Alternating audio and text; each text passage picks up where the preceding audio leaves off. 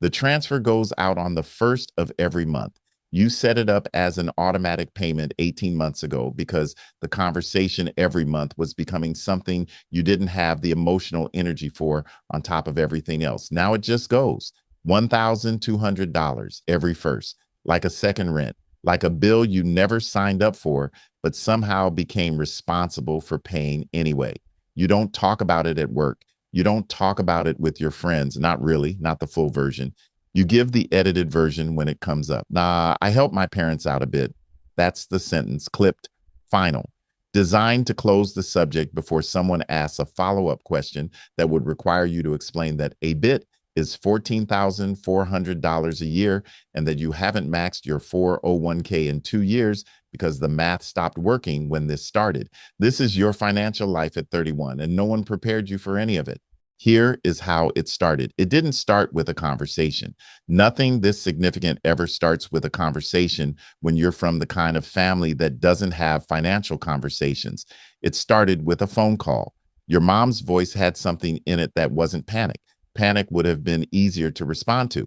It was something quieter and more specific, embarrassment, the kind that comes from needing to ask your child for something a parent is supposed to provide. The car needed a repair, $800. Could you cover it? Just this once. You covered it. Of course, you covered it. You were 29. You had a job that paid reasonably well. You had a little saved. $800 was not nothing, but it was manageable. You sent it the same day. You didn't make her ask twice. 3 months later, it was the electric bill. They'd gotten behind. Then it was the insurance premium. Then there was a gap. A few months where nothing happened and you let yourself believe it was over, that the car was just a one-time thing, that the foundation was stable enough. Then your dad's hours got cut, and the one-time thing became a structure, a permanent, monthly, automatically transferring structure that sits in your budget now between your car insurance and your student loan payment in a category you labeled family because you couldn't make yourself label it what it actually is. You are 31. Here is what your financial life looks like before the transfer goes out. You make $72,000 a year. After tax, after your employer's health insurance premium, after the 401k contribution, you've kept at 4% because that's where the employer match stops, and you haven't had the bandwidth to think beyond the match. You take home about $4,100 a month. Your rent is $1,450.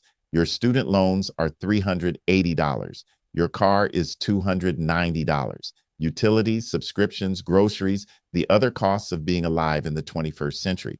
Another $700 on a disciplined month, more on a normal one. And then the $1,200, which leaves you on a good month with somewhere between zero and a few $100s that either goes into savings or gets absorbed by the thing that came up that month that you didn't plan for.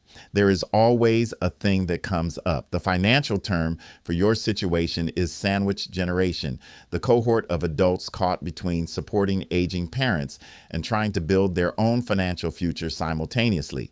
The term makes it sound orderly, like a category with a name is a category with a solution. It isn't.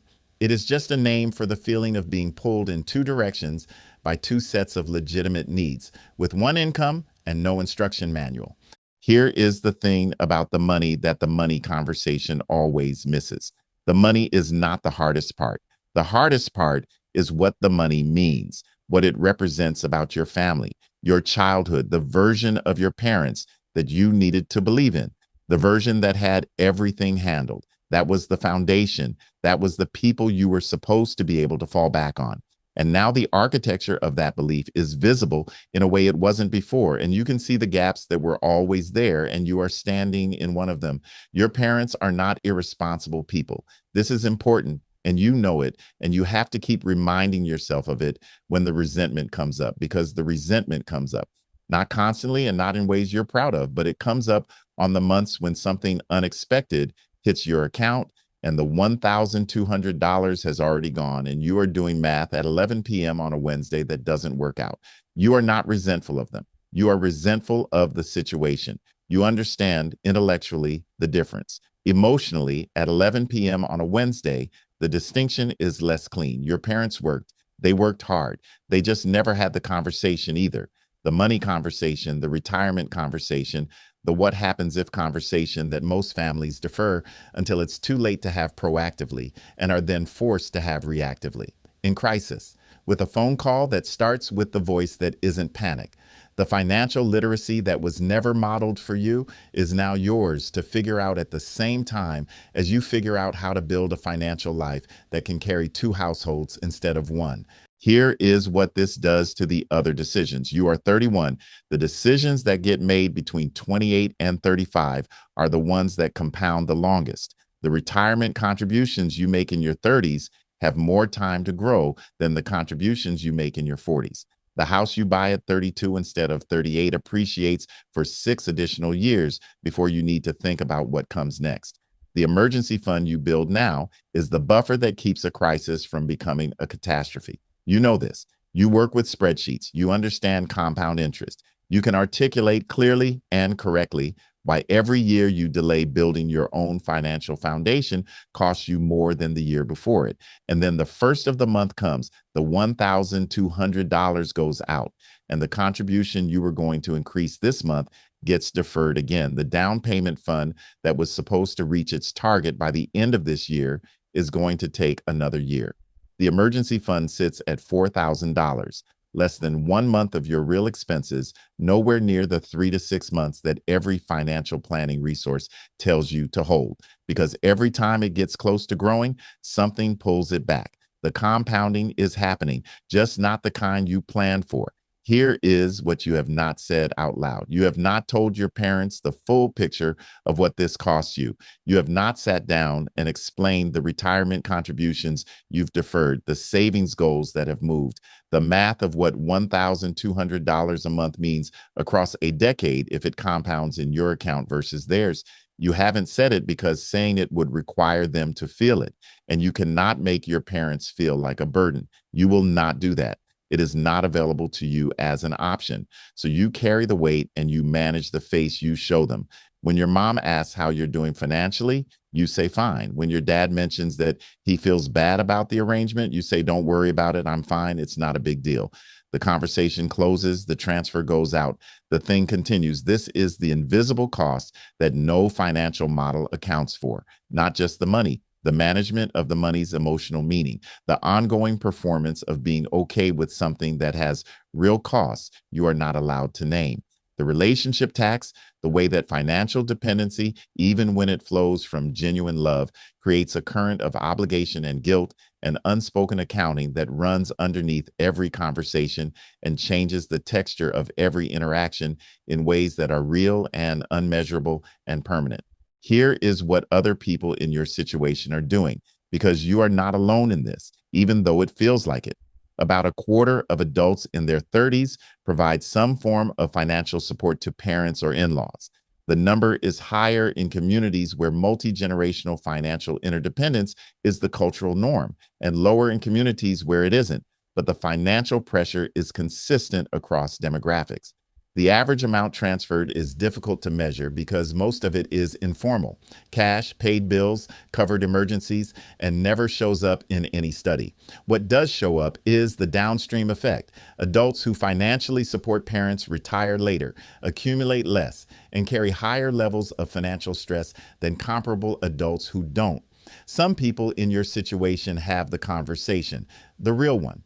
The one where everyone sits down and looks at the actual numbers, income, expenses, what's sustainable, what isn't, what the options are. Some families discover that the gap is smaller than assumed and can be filled with minor adjustments. Some discover that a parent qualifies for benefits they weren't claiming. Some discover that the situation requires a harder conversation about lifestyle, about the size of the support, about what is sustainable long-term for both households and what isn't. Most people don't have the conversation. Most people do what you're doing. They manage it. They absorb it. They defer the retirement contribution one more year. They move the savings target back one more year. They tell themselves they'll figure it out when things settle down, not fully confronting the possibility that this is settled, that this is the thing that is settled. And the question is not when it ends, but how you build a life that can carry it without breaking. Here is the part nobody says. There is something underneath the resentment and the financial stress and the 11 p.m. math that doesn't add up. something that is harder to name and easier to dismiss as sentiment. You are doing something real for people you love. The $1,200 is not just a transfer. It is the electric stain on in a house where your mother makes dinner and your father watches the game, and the life that produced you continues with some dignity intact. You are keeping something together. That is not nothing. That does not fix the retirement contributions or restore the emergency fund or make the math work, but it is real and it matters. And the version of yourself that didn't do it would not be the version of yourself you could live with. That is the truth that the financial planning resources never say, because financial planning resources are not in the business of telling you what to do with the things that can't be optimized. The money is the measurable part. The measurable part is not the whole part. The transfer goes out on the first of every month. You set it up automatic so the conversation doesn't have to happen every 30 days. So your mother doesn't have to make the call with that voice. So your father doesn't have to feel it each time. The $1,200 leaves your account.